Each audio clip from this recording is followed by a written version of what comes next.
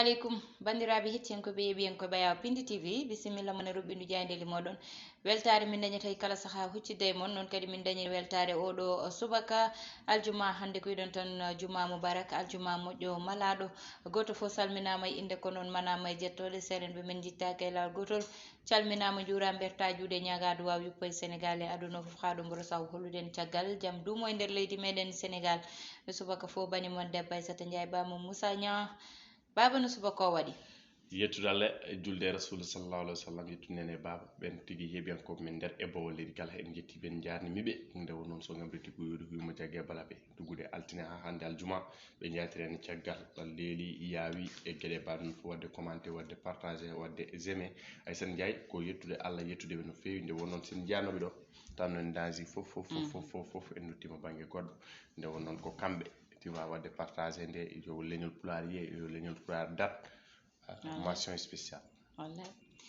ko ɓuuri tengtude hande baba e jayndeli ɗi ko noon tigui ene wayno ganduɗa ko jayndeli leydi Sénégal mbaɗi ko fandu almudo goto kala nawiri koye fannu mo ganduɗa tigui ɓuuri ya wawirde walla mbiyen ko fannu mo ganduɗa tigui ɓuuri yidde nawirade ene wayno fannu dawrugol e ko way noon e ko guura e foof ganduɗa kay faggudu kañumen foof ne tawi nder jayndeli leydi Sénégal jayndi quotidien uddisidama ko noon tigui ɓen jaynenkoɓe Madiambal Diagne garti tigui ganduɗa ko oɗo révision mode de rémunération fonctionnaire aji ɓen tigui gollantoɓe laamu leydi Sénégal ene wayno de ganduɗa ko juɓɓudi golle mumen hay tigui joɓɗele mumen ene foti ƴewtede gam kay caɗele kewɗe wasde teskade ɗum ko caggal nde ganduɗa tigui ɓen ɓe ganduɗa ko jangguinoɓe syndicat ji mbaɗi ganduɗa ko hofgo juuɗe hewgo tigui ha waɗi ganduɗa ko haallaji kewɗi ɗum ko caggal nde laamu leydi Sénégal jodde mabɓe yewtere daña pamodiral daña cifodire mbaɗa ene wonde joni ko ɓen ɓe ganduɗa tigui tambiɓe cellal woni les agents de la santé ko kañumen tigui mbi mbaɗi demandé traitement mumen gueɗe mumen amadou koy ke Agnimne Aissata Ndiaye jaan e goɗon hofgo juuɗe ɗum woni ko tewte ndeɗen jayde quotidien e jayde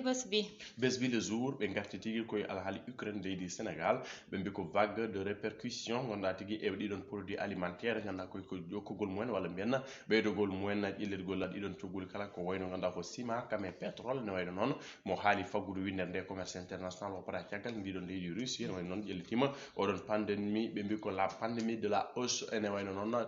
saabi walla mbiyen sababu ganduɗa ko ɓeydogol ɗum noon ko oɗon invasion Ukraine leydi Russie Dangote ganduɗa kay tambiɗo oɗon ciment mo ganduɗa tigui jogui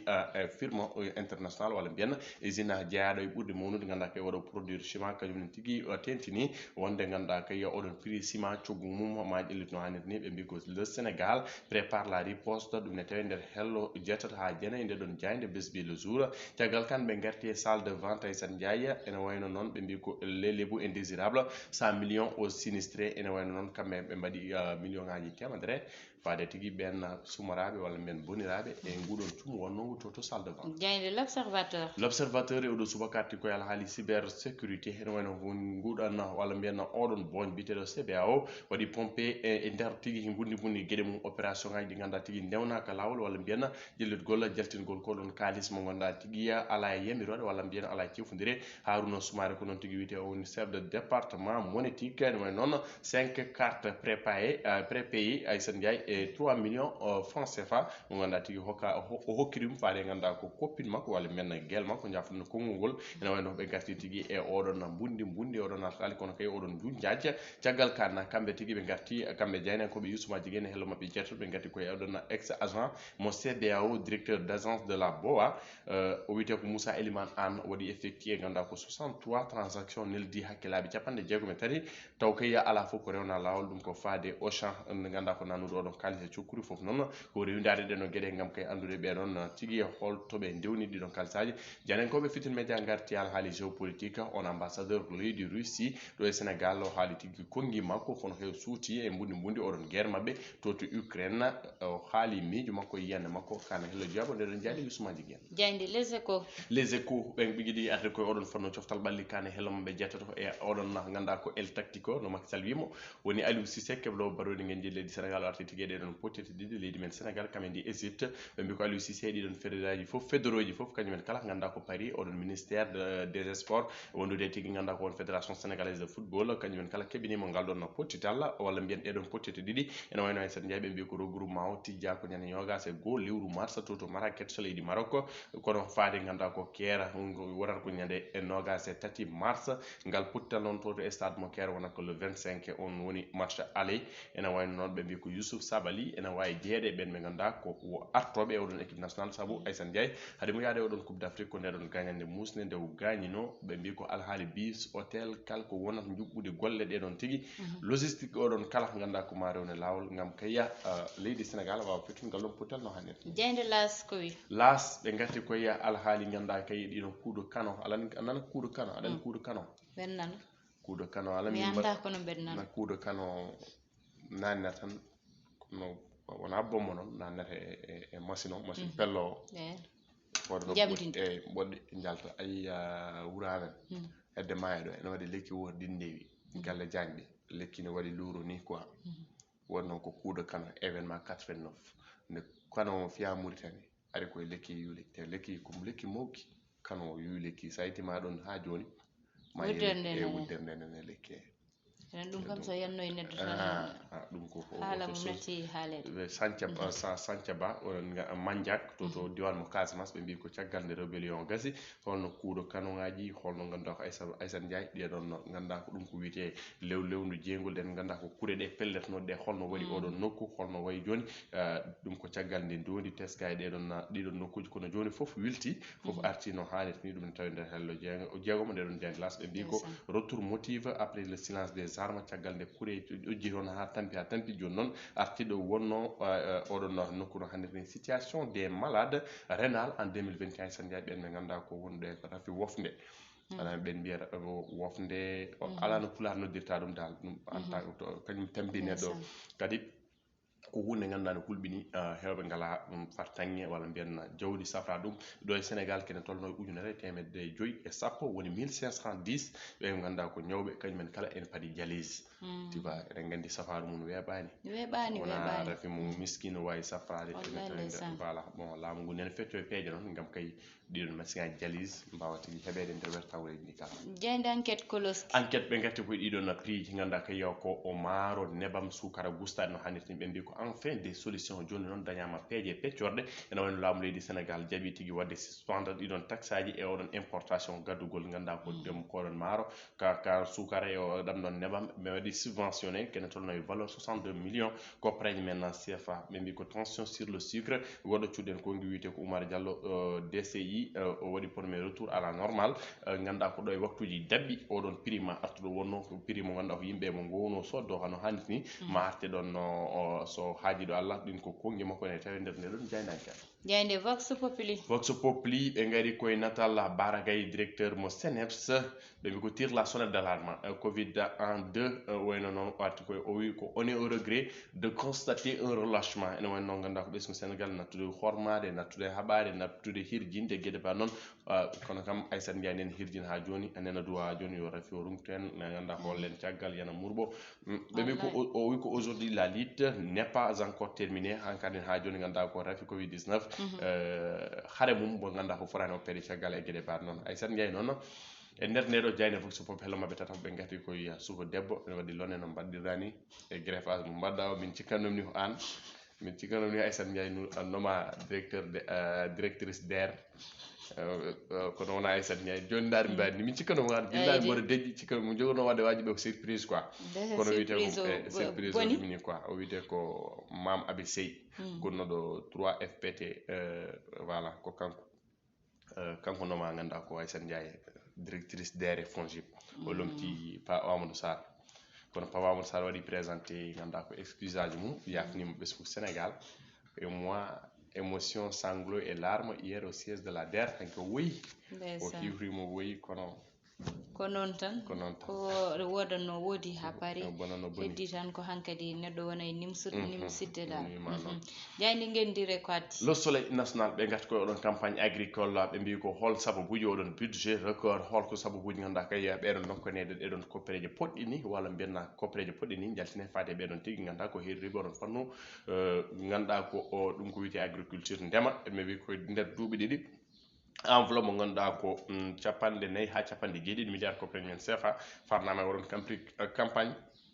agricole leydi Sénégal ɓe mbi ko le gros montant ira à l'achat d'engrais ene wayno noon ko ɓuuri tentude ɗeɗon koppereji Aissata Ndiaye fayi koye coggu oɗon engrais 45 milliards koppereji men CFA foof noon ko yo guesse ɗe moƴƴu yo ndemanteeri ndi moƴƴu yo rendement ji moƴƴu gam kay ɓeɗon remoɓe jiito koye mumen ɓesgu Sénégal wawa yitade hoore mum ƴellete wona gueɗe nde won noon aɗa heewi ɗum haalde leydi ɓamtana sans agriculture caggal kan e kamɓe janiyankoɓe guindirɓe ɓe garti e nguɗon cuumu salle de vente ɓe mbi ko hoore lendi président Macky Sall hokkiɓe 75 millions koppereji men CFA gam kay kamɓe ɓeɗon no bonniraɓe l'avenir des sites en question holno jogorde dartiraɗe holno ɓe keftirta table mabɓe holno gueɗe holno salle de vente tan artirta ɗo wonno Aissata Ndiaye ɗum ko question namdal janiyankoɓe le en tout cas yawata yawata ɗon kam yawata jayde stade udditama e stade coftal balli ɓe gaari koye natal on le double ballon d'or africaine on woni Diofi le 211 de l'épopée 2002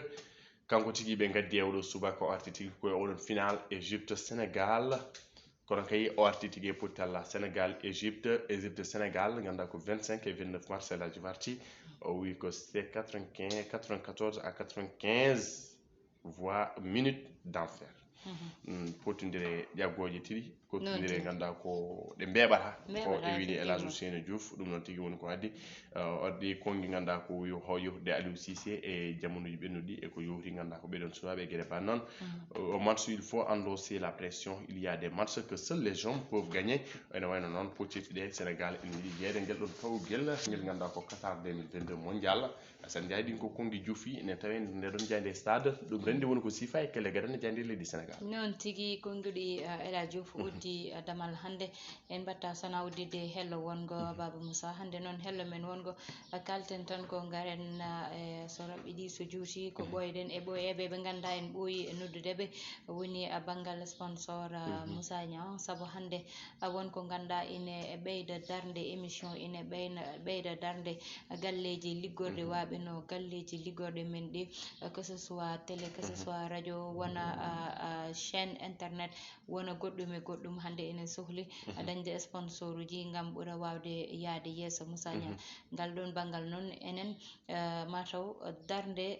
ponnoɗen dañde walla ko ponnoɗen yiide hen ko ina heddi no fewi Moussa Niang te noon sa ƴeewi a yalti yaahi émission ji goɗɗi walla ko wayno pièce aji théâtral jiiya waɗoɓe sponsorisé Moussa Niang wona tayor Moussa Niang jiiya hen yeeyoɓe baguiji jiiya hen goɗɗum e goɗɗum ɓe ganda enen jaaha bangueji goɗɗi te noon Moussa Niang nagande leñol ne weeli de nagalde leñol kadi koko ganda ko ɓuural wonata saabu nawata ko leñol ma yeeso kono noon garɗon banggal enen ena heddi no fewi no fewi no fewi no fewi saabu ñande foof en noddat erango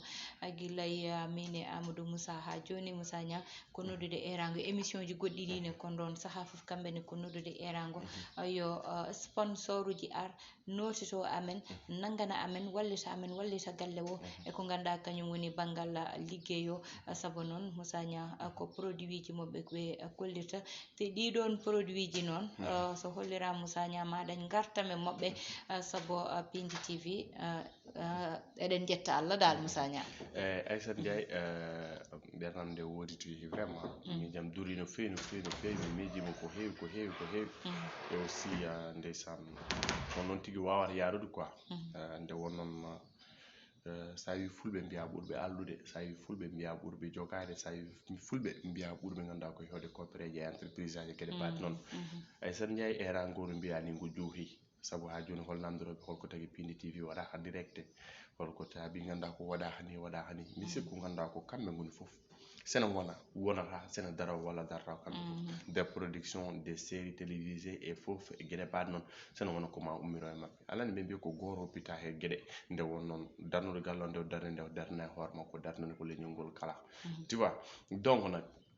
ko wadde era ko ha joni e ñagade onon les téléspectateurs les internautes onon yaɓoɓe wasara gote mon ganduɗa ko jogui hunde arde wadde sponsoring o wona guesi o ganduɗa ko Pindi TV ne dañi hen non ko gagnant so tawi mi waɗat a waɗan kam sponsorisé an a dañata hen ko min tan dañata mi sikku alanama gartam an ala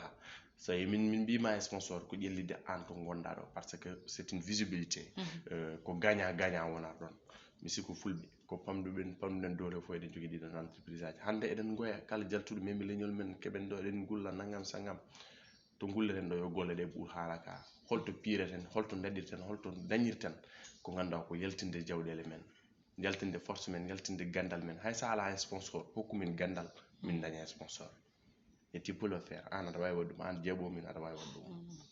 nous savons bel et bien kadi jogui on capacité aɗa jogui kaɗon mbawka hayso folle jeeyta aɗa waɗa min sponsorisé min jarani an ko joguiɗa koye famdude min darani koppereje joguiɗa ɗen non c'est pas ça qui compte ne wonon pullo sen dara pullo hono mum darita ɗum jawdi hono mum wona jawdi ndi min darate on teddugal ngal ɗon woni le plus important hande noon ɗum ɗo min garno e wiɗon ya barke aljuma o fait tout possible parce que combat o ko hen jeeɗon vous en faites partie quoi combat o kono ɗum mbaɗa ɗum porté par ce que hande le miroir de la culture pulaar wawa wonde banggoto sona Pin TV première série alpulaar ko ɗo yiya production ngaji goɗɗi des millions ko ɗo yiya émission ngaji pattam lamiji émission ngaji jillani haydara ko ɗo yiya une télé 100% pulaar ko ɗo yiya on télé son jaggui on mbaɗi investir on mbaɗi ɗum des sponsors kala to jiɗɗen jeyede nder dunde babada men jeeya te aussi ma yaltin pine goɗɗe ma wadde des voyages des immersions e ganduɗa koye oɗon sous région ko wayno Mali oɗon jiiɗi wadde découvrir ko on toon Mauritanie ko ɓesguru mon won toon on jiiɗi wadde découvrir ko on toon Gambie Guinée Conakry Guinée équatoriale Guinée Bissau ha Sierra Leone ha to Cameroun ha to Éthiopie Tchad Cameroun kala ko jiɗɗon ene wawi yaltinede mais les moyens font défaut quoi ko noon tigui mbawi jagguɗen wonɓe Amérique wonɓe États-Unis wonɓe France wonɓe Belgique wonɓe Allemagne onon kala mbawata jaggude ha pulaw ngu yaara yeeso ko cri de cœur aussi wagginde on ɗiɗo ko Ndiaye Sane Ndiaye en mbawa haaldude foof mais vraiment so tawi ni nattani en jiiɗa mais bon ala mbawɗen hen dal wallahi ne hamni ko noon tigui Baba Moussa haali konguɗi ɗi foof en ngala ko pawɗen hen ko noon tan Baba Moussa siftinde on tan Aissata ɓorni ɗum ko mawɗo création comme d'habitude 77 550 37 59 ɗum woni numéro o son jiiɗi baɗini e goɗɗi koyeɗin konguɗi guddeten roɓindu jayndeli meɗen tottude wonade altini so Allahu lamɗo jaaɓi banimon debbo Aissata Ndiaye Baba Moussa Niang heɗen e banggal caméra o ko Ibrahima Thiombane e Omar Ba Aissata Ndiaye jafɗa hokko numéro kala jiɗɗo e mabɓe wadde sponsor hokkorɓe kamɓe noon tigui Moussa Niang hay jiɗɗo wadde sponsorisé yo noddu tan ma haalde direction o so Allahu lamɗo jaaɓi koye ɗin konguɗi noon tigui ha gongol so Allahu lamɗo jaaɓi gaari e bandiraɓe mbaɗon sponsorisé émission ji ko ɗum min cohli on jarama